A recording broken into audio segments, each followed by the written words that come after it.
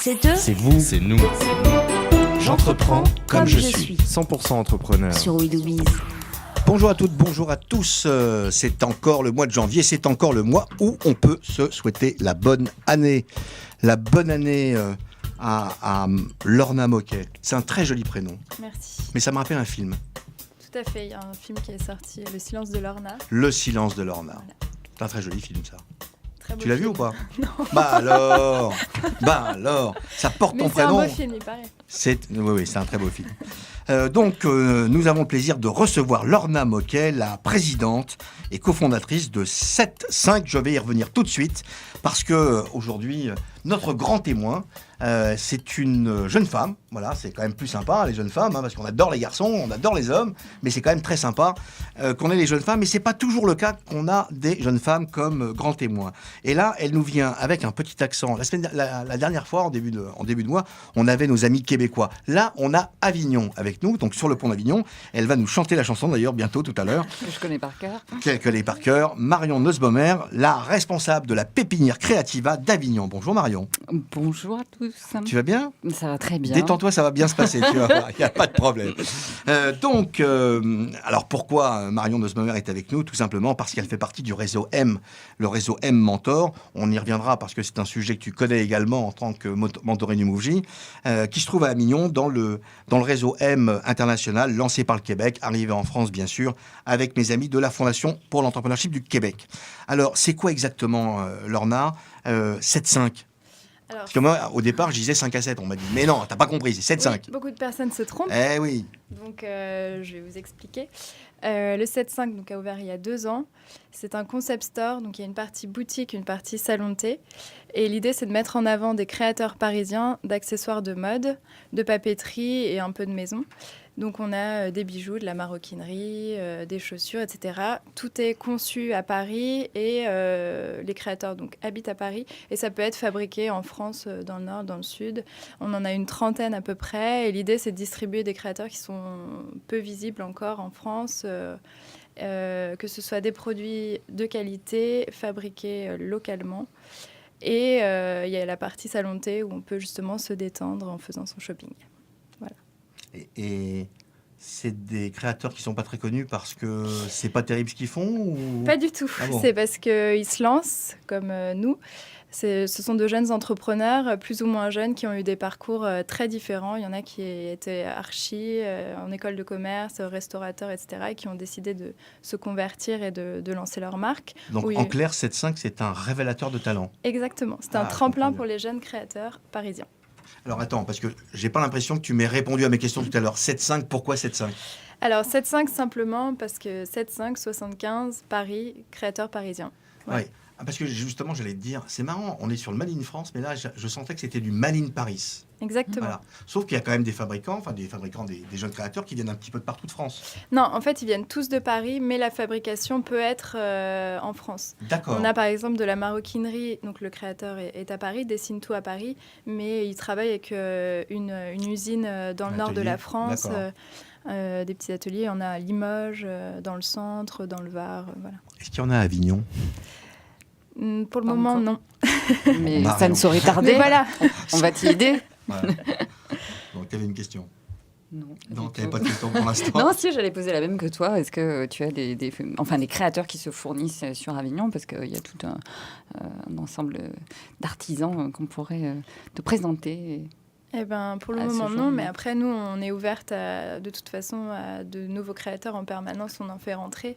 Ça tourne, en fait. Le but, c'est toujours de découvrir des nouveautés. Donc, peut-être dans le futur. C'est un concept store exclusivement féminin? Non, on Non. a un petit corner homme qu'on a ouvert pour les messieurs qui étaient jaloux, justement, de voir qu'il y avait une grande offre pour les femmes, mais Quel pas pour eux. marketing, les messieurs jaloux, mais les hommes sont jamais jaloux. C'est Si, pas si, possible. je vous Ça existe assure. pas. Ça n'existe pas, ça. Donc, du coup, on leur a dédié un petit espace avec des sacs, des chaussettes, des nœuds papillons, des D'accord. t-shirts. Vous êtes toutes les deux sur l'entreprise? Oui. Avec ton à associé fait. Audrey Gallier. Tout à fait. Est-ce qu'il y a d'autres personnes qui bossent avec vous ou pas du tout? Pour le moment, on est 2. Oui, d'accord. Mm. Donc la boutique, elle se trouve où? Rue Notre-Dame de Lorette, dans le 9e. Dans le 9e, près Ouais. du métro Saint-Georges. Exactement. Bah oui, c'est très beau là-bas. Hein. C'est un très beau quartier. C'est un très beau Qui quartier. bouge, qui évolue pas mal. Est-ce que c'est ce qu'on appelle la Nouvelle Athènes? Exactement, je suis C'est dans ça. la rue de la Nouvelle-Athènes. Super, non, c'est très sympa. Il y a des très très beaux appartements en plus. Oui. Voilà. Et il y a même quelques. C'est pas là-bas où il y a le bus Palladium? Si, c'est pas loin. Ouais, sympa. On peut y aller danser. Oui, écouter des concerts, Écouter des danser, concerts, voilà. sortir. D'accord. Donc l'entreprise, quand même, il y a un petit peu de chiffre d'affaires hein, quand même. Oui, on essaye. 300 000. 300 000. On essaye. C'est pas forcément évident. Au bout de 2 ans, on est très contente de l'évolution super positive en fait, 300 000 euros du chiffre. Ouais. 300 000 euros. Je suis en train de 300 000. calculer, ça fait combien de dollars canadiens? Je suis en train de. Alors, le taux de change, je ne le connais pas en ce moment. Ah, moi non plus. Ça change Je tous ne les saurais jours. pas répondre. Voilà. Comment dirais-je, qu'est-ce qu'on trouve comme type de vêtements? C'est plutôt branché, mode, pas mode? Parce que le positionnement, j'étais assez étonné, 30-55 ans. Et je me dis, tiens, parce que j'ai rencontré il n'y a pas longtemps ton ami associé, je vois 2 jeunes femmes cool, sympas, ravissantes, tout ça, et jeunes. Et je me dis, c'est assez rare qu'on se positionne sur... bon, 30, c'est jeune, bien évidemment. J'ai dit bien évidemment que c'était Je te jeune. remercie. Voilà. Et donc, Je commence à prendre un coup de vieux depuis tout à l'heure. Exactement. Mais voilà, je veux dire, alors, je trouve ça vraiment super sympa. En plus, je trouve que c'est un positionnement que tout le monde ne prend pas, donc il y a forcément un business à avoir. Mais qu'est-ce qui amène à aller sur ce positionnement-là? Comme tous les produits sont créés à Paris ou en France, forcément, ça a un coût. Oui. Donc, on essaye d'avoir une offre... premier prix entre guillemets, donc on commence à 30 €, mais on a des sacs à 700 € aussi. Donc c'est vrai que quand même, quand on vient dans la boutique, on a un certain pouvoir d'achat et on s'est rendu compte qu'en fait... À 25, il n'y a pas les ronds. À 25, c'est le premier boulot. Donc on s'offre une pièce de temps en temps. Et encore, premier boulot, stage. Ça dépend. Ça dépend. Oui, Ou alors, il faut monter une boîte, et puis là, c'est Voilà. son premier boulot. Voilà, si mais vous c'est n'avez vrai pas que- compris ce qu'il fallait faire, il faut monter une boîte.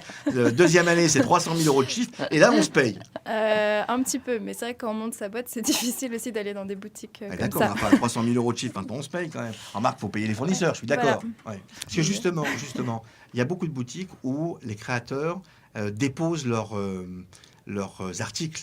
C'est un peu du dépôt-vente. Je sais qu'il y a beaucoup ça. Ouais, on a commencé comme ça. Et on commence toujours comme ça lors d'une nouvelle collaboration. C'est vrai qu'après, on sait que... Ça se vend.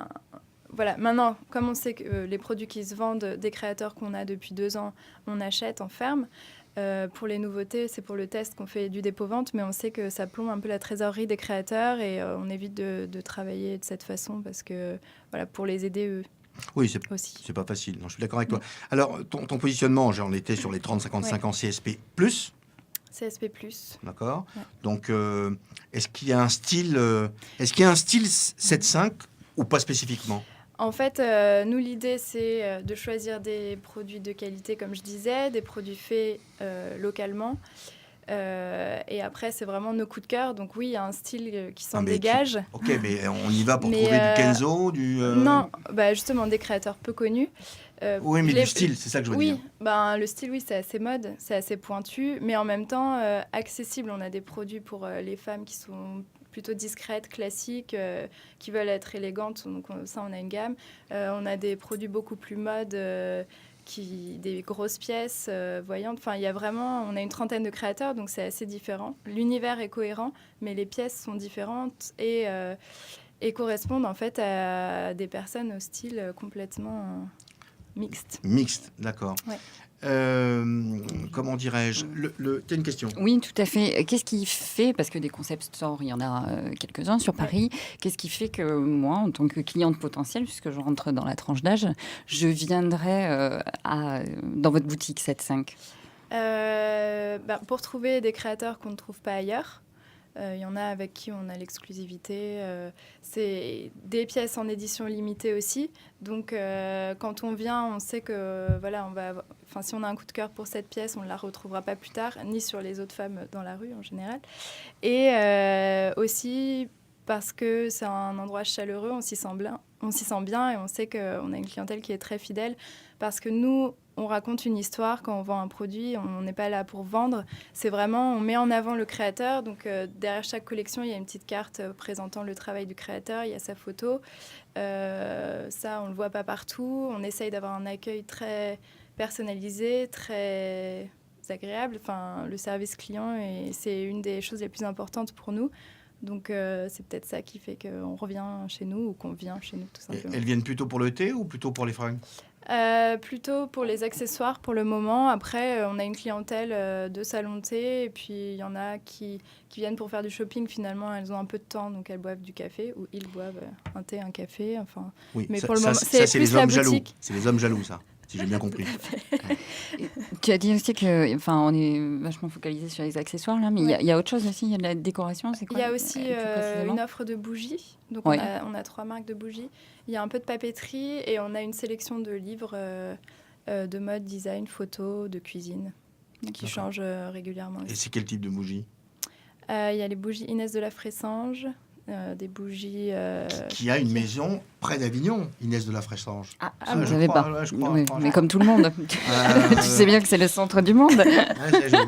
J'avais oublié. Et après, on a 2 jeunes marques qui s'appellent Marie-Jeanne et la Manufacture des Châteaux, donc des bougies assez haut de gamme qui viennent de se lancer. D'accord. Voilà. Ok. Le projet de développement, c'est quoi ? J'ai lu sur les notes qu'il y avait l'ouverture d'une 2e boutique. Exactement, prévu fin de l'année prochaine, fin de cette année. Fin de cette année, oui. Ou début de l'année prochaine, janvier 2016. Décembre 2015 et janvier 2016, tout dépend de l'avancée. La boutique tu veux la faire En fait, on a déjà signé, mais on ne dévoile pas encore où c'est. Mais dans le centre de Paris. Ah, c'est à Paris ? À Paris. D'accord. Dans le centre de Paris. Ça, je sens le quartier du Marais. On ne dira rien. On ne dira rien.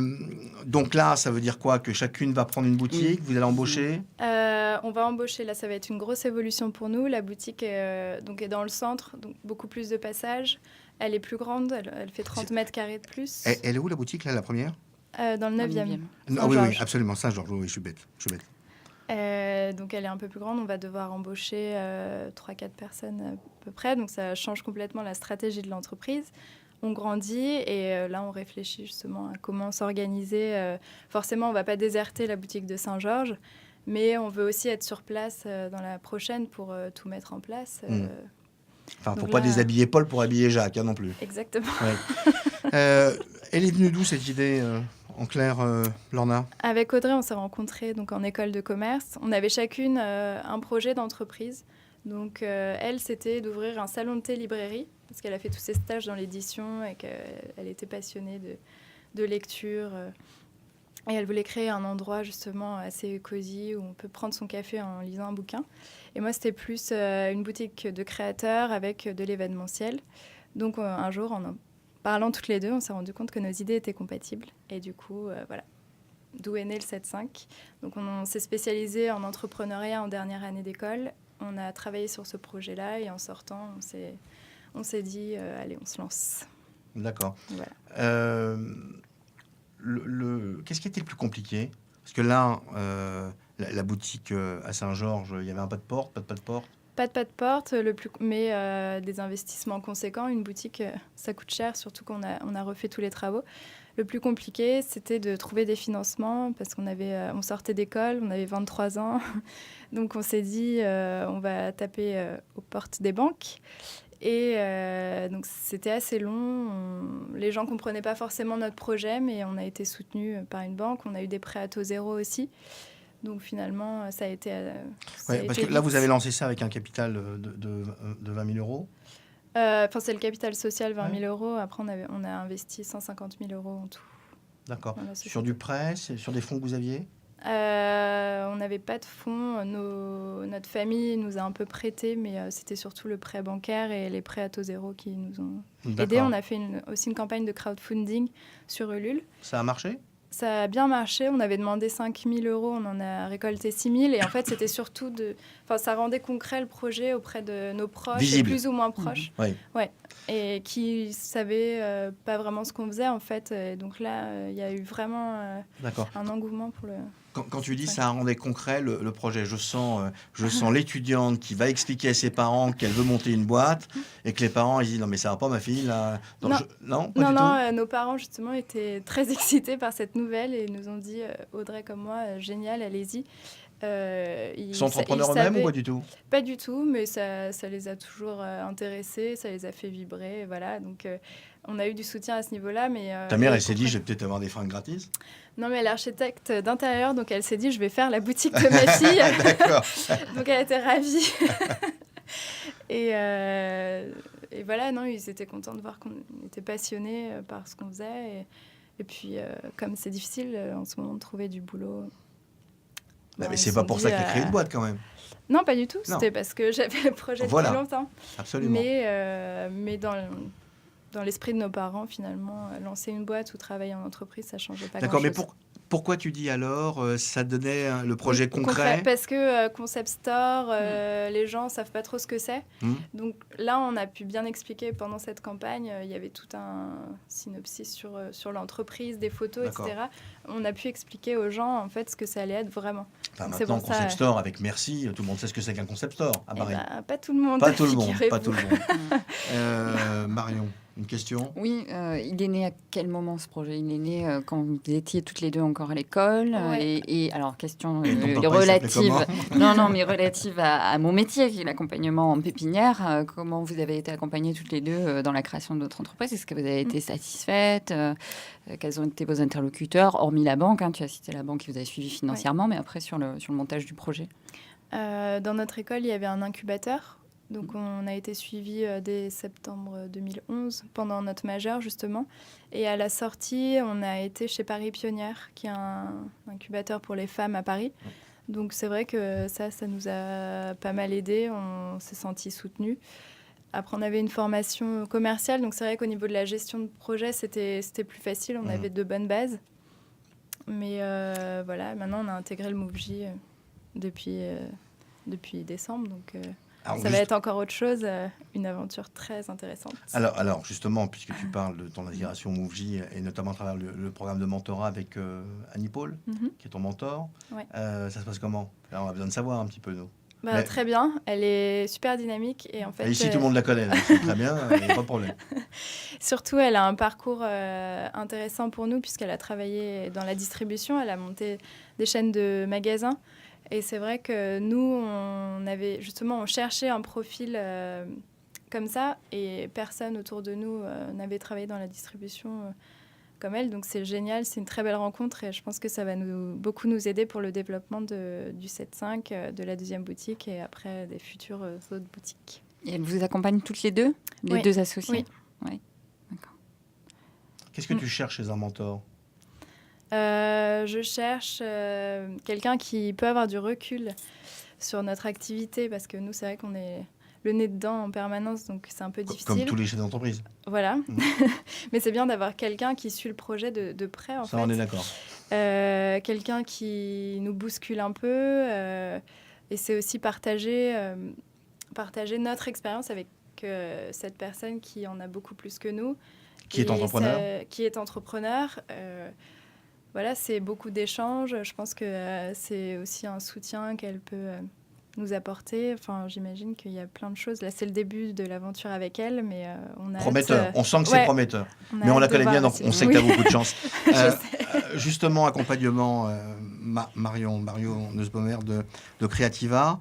On a envie de connaître un petit peu plus Creativa. C'est à Avignon, c'est une ville merveilleuse.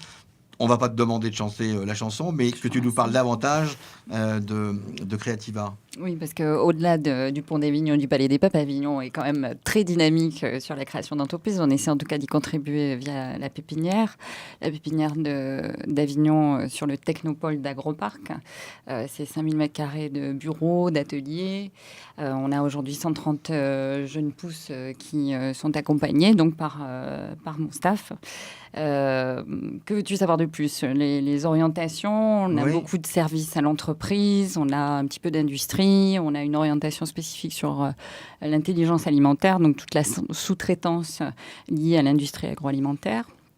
Et donc, pour accompagner ces jeunes chefs d'entreprise, depuis 5 ans officieusement et 1 an grâce au réseau M, nous accompagnons ces jeunes pousses par du mentorat. Du mentorat là, qui n'est un petit peu différent de celui du MoveJ, puisqu'on est on n'est pas sur une population de jeunes, on est tout type d'entrepreneurs. On a une petite équipe de chefs d'entreprise expérimentés, donc 8, qui a vocation à grandir, puisqu'on espère en accueillir 15 d'ici la fin de l'année 2015. Et pour accompagner 15-15 et pour accompagner le plus d'entrepreneurs possible. Et justement, qu'est-ce qui fait qu'il n'y ait pas un MoveJ encore à Avignon? Alors, parce qu'il n'y a pas de jeunes entrepreneurs à mais Avignon. Bien sûr que si, on a plein d'universités. Il n'y a pas la French Tech à Avignon? On est en train de monter le dossier, effectivement. On s'associe un petit peu, modestement, à la pépinière pour essayer d'accueillir les startups qui vont passer par l'accélérateur. Et puis, on est en train de prendre contact avec l'université et les organismes de formation de la Chambre de commerce pour essayer de voir si on ne peut pas initier justement un MoveJ pour essayer de conserver les jeunes étudiants sur notre territoire pour qu'ils s'y investissent et qu'ils créent des entreprises, il y a un créent de groupe l'emploi. universitaire à Avignon? Ah oui. Alors, je ne te donnerai pas les chiffres exacts. De mémoire, à l'époque, quand j'y étais, il y a quelques années, c'était 30 000 étudiants. Donc, c'est quand même pas neutre. Et puis, on est rattaché à l'université d'Aix-Marseille avec des passerelles intéressantes. Et on a une université très, très dynamique et une chambre de commerce aussi avec des spécificités, notamment l'école hôtelière, qui s'exporte ils ont créé, je crois, déjà en République dominicaine. Enfin, il y a tout un savoir-faire qu'on essaie de valoriser. De gastronomie méditerranéenne ou pas spécifiquement là? Non, pas spécifiquement. Oui, c'est pas que les ça, arts de la table, en plus, c'est au-delà de la gastronomie. D'accord. L'enjeu là aujourd'hui, j'aime bien cette question, pour l'entreprise, pour 7-5. L'enjeu, développer le réseau de boutiques, d'abord à Paris, donc avec la deuxième, et après à l'étranger. Parce qu'on s'est rendu compte que nos produits parisiens attiraient beaucoup les étrangers, les touristes. Donc voilà, à 30 ans, une troisième boutique. Et la boutique en ligne, non? Ah si, c'est déjà fait depuis 1 an. Pour les 1 an, taux de vente, c'est quoi? Ça représente pour le moment 6% du chiffre d'affaires. Ça évolue vraiment chaque mois. Et c'est aussi une belle vitrine pour les gens qui ne veulent pas forcément se déplacer en boutique. Ils choisissent d'abord ils se déplacent en boutique après avoir vu le site. Ils ont déjà fait leur sélection en amont. Donc c'est vrai que c'est bien pour ça. Et on en voit beaucoup en province et à l'étranger. D'accord. Voilà. La clientèle parisienne, elle représente quel pourcentage dans tes clients? À peu près 60%.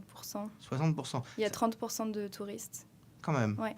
Et 10% D'accord. de non-parisiens. Parce que Saint-Georges, c'est charmant, adorable, tout ça, mais c'est pas typiquement un quartier touristique? De plus en plus. Parce que ça descend de... C'est entre Pigalle et Saint-Georges. Oui, donc c'est sur le chemin pour aller à Montmartre. Oui. Il y a beaucoup d'hôtels, d'hôtels branchés aussi.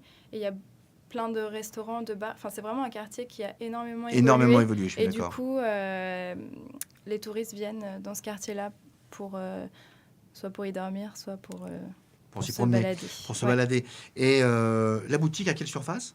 55 mètres carrés. 55 mètres carrés, d'accord. Et donc là, il fallait trouver la possibilité de faire un salon de thé en même temps que la boutique. Là, parce que là, c'est pas le même, je cherche mes mots, pardon.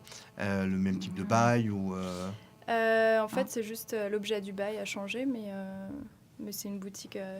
nous, on est quand même un commerce de détail. Enfin, notre code APE, c'est une boutique spécialisée... Voilà, il n'y a pas le salon de thé dedans, mais pour le bail, on n'a pas de cuisine, on n'a pas d'extraction, donc en fait, ça ne changeait pas grand-chose. D'accord. Il faut juste avoir une licence pour pouvoir... Licence 3, là? Non. Non, c'est même pas... Petite restauration. Oui, voilà. Ouais. C'est ça. Je cherchais le mot. Non, parce qu'il y a beaucoup de jeunes qui cherchent ce type de licence également, cette possibilité de mixer. Donc, c'est pour ça que cette question est importante. Non, ça ne va pas poser pour de nos problème. auditeurs. Non, d'accord, ok. La répartition, clé de répartition entre toi et Audrey?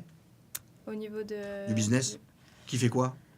Alors, c'est vrai qu'on prend toutes les deux la même chose, ça ne peut pas aller longtemps. On prend toutes les décisions à deux. Audrey est plus... Vous êtes à 50-50 sur le capital? 49,99, 50,01. Ah ouais, pourquoi? À cause des banques. Il fallait que quelqu'un puisse trancher. Donc on a, c'est tiré, drôle, on a ça. tiré à pile ou face. Et Audrey a plus de parts, mais je suis présidente. C'était la compensation. C'était la compensation. D'accord.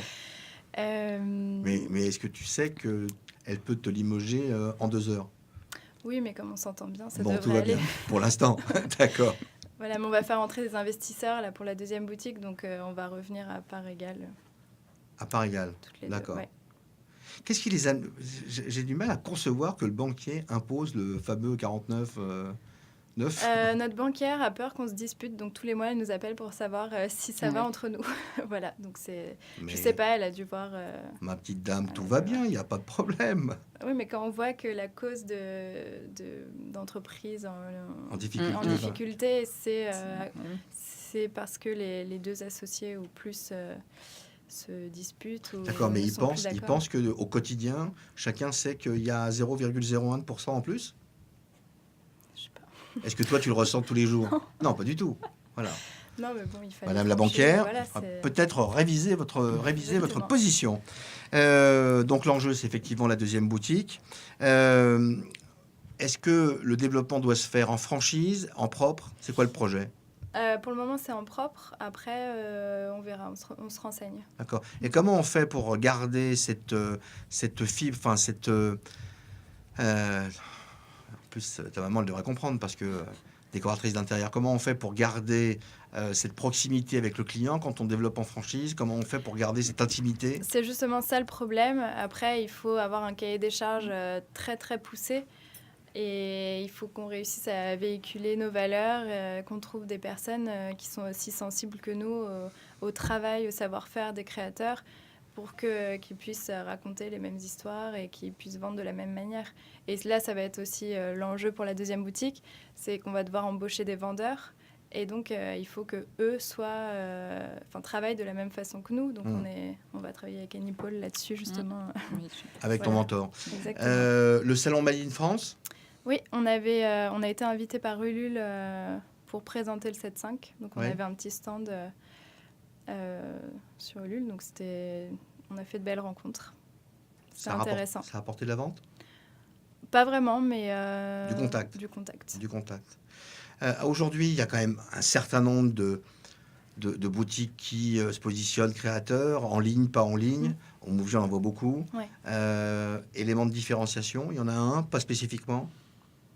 Que les créateurs soient parisiens. Pour le moment, c'est l'élément qui change. Mais après, et ça restreint c'est pas notre par sélection. rapport? Ouais, ça restreint pas? Ben, ça restreint, oui. On est obligé de refuser des créateurs qui viennent de Marseille, de Tokyo. Pas encore d'Avignon, Autre. ça va venir. Si, on a dû en avoir aussi d'Avignon. Justement, il faut voilà, faire mais plein de c'est, petits concept stores dans Ah chacune des villes pour propulser les créateurs. On n'a pas ça. Il nous fallait un fil rouge entre tous les produits. Donc, voilà. Ça restreint forcément. Et donc, projection de chiffre d'affaires pour 2015? Le double.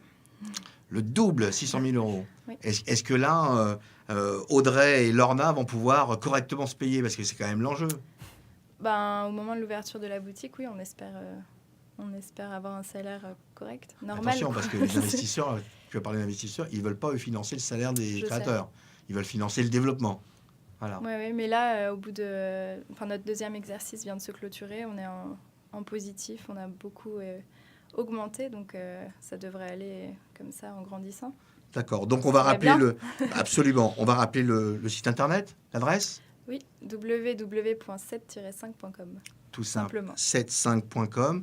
C'est dans le quartier Saint-Georges, à Paris 9e, qu'on appelle la Petite Athènes. Nous étions avec Lorna Moquet, qui est la présidente et la cofondatrice de 7.5. Nous étions en compagnie de Marion Nussbaumer de Creativa Avignon, la pépinière au centre du monde, puisque c'est à Avignon, où on chante sur le pont d'Avignon en même temps.